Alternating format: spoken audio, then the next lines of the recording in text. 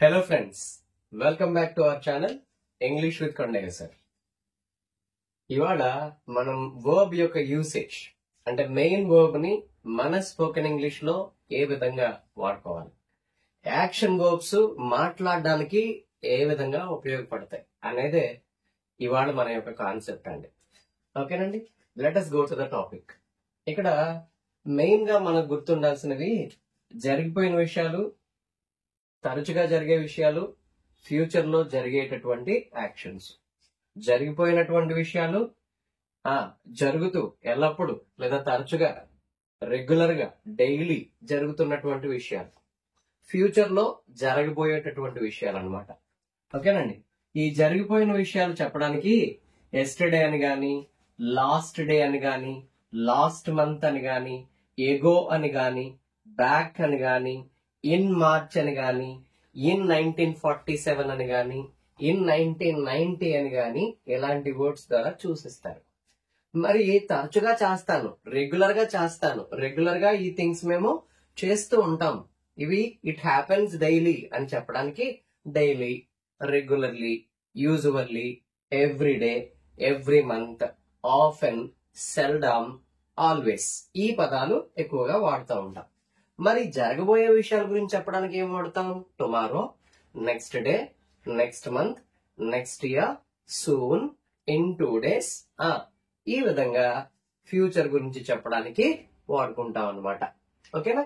కొన్ని verbs past లో ఎలా వాడుకోవాలి, ప్రెసెంట్ సింపుల్ లో లేదా తరచుగా వాడడానికి ఎట్లా వాడుకోవాలి, ఫ్యూచర్ లో చెప్పడానికి, ఫ్యూచర్ యాక్షన్ చెప్పడానికి ఎలా వాడుకోవాలి. Let us know these things in detail గా ఈ విషయాల్ని మనం నేర్చుకుందాం. ఓకేనా? I went to college yesterday. నిన్న నేను కాలేజ్ కి వెళ్ళాను. I went to college yesterday. Went అనేది ఏ ఫామ్ అండి? V2 ఫామ్ అండి. Go, went, gone. Go, went, gone. So yesterday అనే పదం వచ్చినప్పుడు ఈ V2 వెంట్ అనే ఫామ్ ని మాత్రమే వాడాలి. I went to college yesterday. ఓకేనా? I go to college every day. నేను రోజు కాలేజ్ కి వెళ్తాను. ఓకేనా? నేను రోజు కాలేజ్ కి వెళ్తాను. I go to college every day. ఓకేనా? I will go to college tomorrow. రేపు నేను కాలేజ్ కి వెళ్తాను. రేపు నేను కాలేజ్ కి వెళ్తాను. మీరు ఇక్కడ గమనించినట్లయితే I go to college every day. Go, go అనేది ఏంటండి? బేస్ ఫామ్ అన్నమాట. V1 గో, వెంట, గాన్ లో V1 ఫామ్ అన్నమాట. అంటే బేస్ ఫామ్, డూ ఫామ్ లేదా V1 ఫామ్ ని మాత్రమే వాడుతున్నాం. ఎప్పుడు? ఎవ్రీడే, రోజు వెళ్తాను, తరచుగా వెళ్తాను, రెగ్యులర్ గా వెళ్తాను, ఆఫెన్ నేను అక్కడికి వెళ్తూ ఉంటాను, చేస్తూ ఉంటాను, రాస్తూ ఉంటాను. ఇది నా యొక్క అలవాటు, ఇది నా యొక్క రెగ్యులర్ హ్యాబిట్, డైలీ యాక్షన్ అన్నమాట. ఇలాంటి విషయాలు చెప్పడానికి ఈ V1 అనే బేస్ ఫామ్ ని మాత్రమే వాడాలి, లేదా డూ ఫామ్ గాని డస్ ఫామ్ ని గాని మాత్రమే వాడాలి. I go to college every day. నిన్న నేను కాలేజ్ కి వెళ్ళాను. I went to college yesterday. I go to college every day. నేను రోజు కాలేజ్ కి వెళ్తాను. I will go to college tomorrow. రేపు నేను కాలేజ్ కి వెళ్తాను అనమాట. ఇక్కడ మీరు గమనిస్తే విల్ లేదా షెల్ అనే ఫార్మ్స్ అండి. ఇవి ఫ్యూచర్ ని ఇండికేట్ చేయడానికి ఉపయోగపడేటటువంటి మోడల్ ఆక్సిలరీస్ అన్నమాట. Will or shall which indicate future. ఓకేనా? ఫ్యూచర్ లో నేను ఇలా చేస్తాను, ఈ విధంగా నేను చేయబోతా ఉన్నాను, ఇక్కడికి వెళ్తాను, ఇది రాస్తాను, ఇది నేను అప్లై చేస్తాను, ఈ జాబ్ నేను చేస్తాను, ఈ విధంగా ఫ్యూచర్ లో చేస్తాను లేదా చేయబడుతుంది అని చెప్పడానికి ఈ will or shall plus V1 మాత్రమే వాడాలి. మోడల్ ఆక్సిలరీ తర్వాత V1 మాత్రమే వాడాలి. ఓకేనా? ఈ 3 థింగ్స్ అన్నమాట. Let us see some more examples.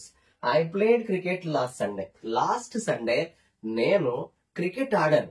Last Sunday నేను క్రికెట్ ఆడాను. I play cricket every day. నేను రోజు క్రికెట్ ఆడతాను. I play cricket every day. నేను రోజు క్రికెట్ ఆడతాను. I shall play cricket tomorrow. రేపు నేను క్రికెట్ ఆడబోతున్నాను. నేను రేపు క్రికెట్ ఆడతాను. నేను రెగ్యులర్ గా క్రికెట్ ఆడతాను. I shall play cricket tomorrow. రేపు నేను క్రికెట్ ఆడతాను. ఓకేనా? So we read newspaper 2 days ago. We read newspaper 2 days ago. 2 రోజుల క్రితం నేను ఒక న్యూస్ పేపర్ చదివాను. We read newspaper 2 days ago. Ago అంటే ఏంటి? మళ్ళీ జరిగిపోయిన విషయాలే అన్నమాట. Last Sunday, last Monday, last month, last year, last week అని మెన్షన్ చేసినా కూడా ఇక్కడ V2 ఫామ్ నే వాడుకుంటూ ఉండాలి. ఓకేనా? We read newspaper last 2 days ago. We read newspaper daily.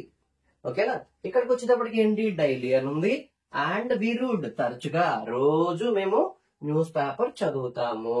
Regular habit అన్నమాట. We read newspaper daily.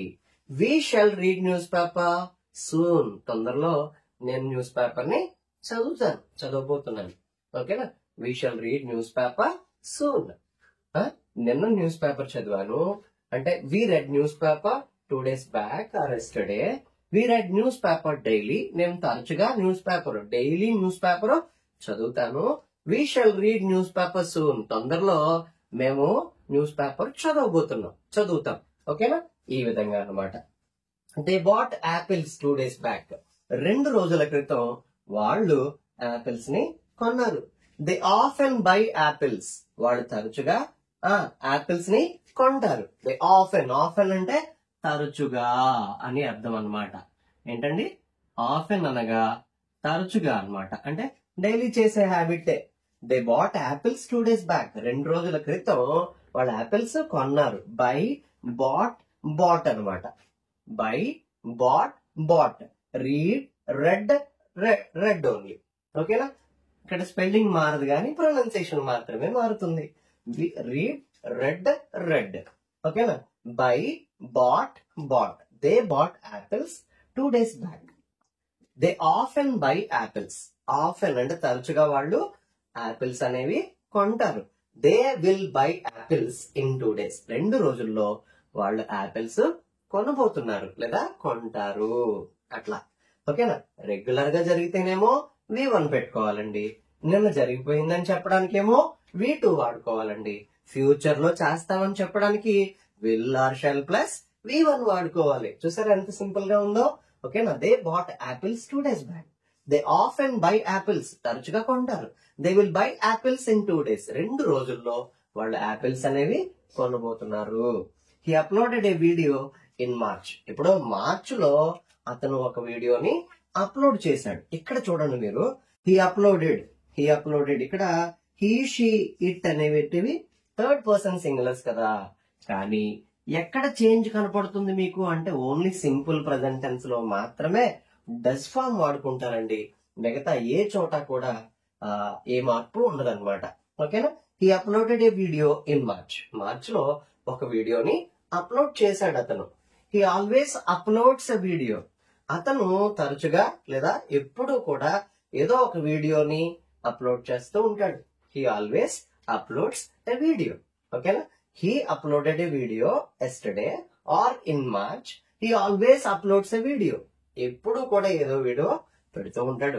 He will upload a video next month ఒక మంచి వీడియోని అతను అప్లోడ్ చేయబోతా ఉన్నాడు. అతను రిలీజ్ చేయబోతా ఉన్నాడు. ఇలా. He wrote a letter yesterday.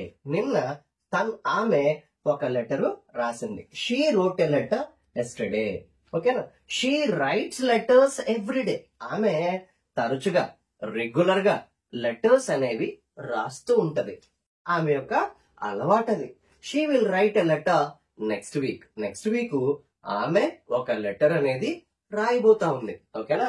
So జరిగిపోయిన విషయాలు, తరచుగా జరిగే విషయాలు, రెగ్యులర్ గా జరిగే విషయాలు, రోజు జరిగే విషయాలు, జరగబోయే విషయాలు అన్నమాట.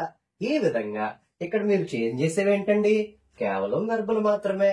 సింపుల్ గా ఒక 100 వెర్బలు నేర్చుకోండి లేదా ఒక 200 వెర్బలు నేర్చుకోండి. అనార్గళంగా ఇంగ్లీష్ లో మాట్లాడగలుగుతారు. మీకు అర్థం కావాలని తెలుగులో చెప్తున్నాను గాని ఒక్క పదం కూడా తెలుగు పదం లేకుండా మనం చాలా ఈజీగా చాలా సులభంగా మాట్లాడేయచ్చు. ఇంకా తెలుగు పదాలే నేను వెతుక్కోవాల్సినటువంటి అవసరం అన్నమాట. ఇంగ్లీష్ అనేది అలవాటుగా మారిపోయింది.